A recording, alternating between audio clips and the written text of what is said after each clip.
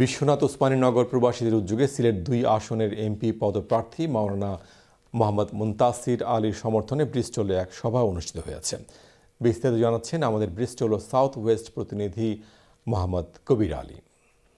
সিলেট ২ বিশ্বনাথ ওসমানী নগর খেলাফত মজলিস মনোনীত সংসদ সদস্য পদপ্রার্থী খেলাফত মজলিসের কেন্দ্রীয় যুগ্ম মহাসচিব মাওলানা মোহাম্মদ মুনতাসির আলীর সমর্থনে যুক্তরাজ্যের ব্রিস্টলে অনুষ্ঠিত হয়েছে মতবিনিময় সভা।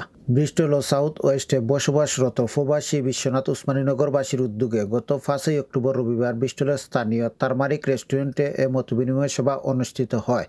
ব্রিস্টলের কমিউনিটি ব্যক্তিত্ব আলহাজ মকবুল আলীর সভাপতিত্বে ও greater Sylhet council south west রিজিয়নের সভাপতি আখলাকুল আম্বিয়া রাবেলের পরিচালনায় পবিত্র কুরআন তেলাওয়াত করেন জাবেদ আহমেদ। এতে স্বাগত বক্তব্য রাখেন আজিজুর রহমান।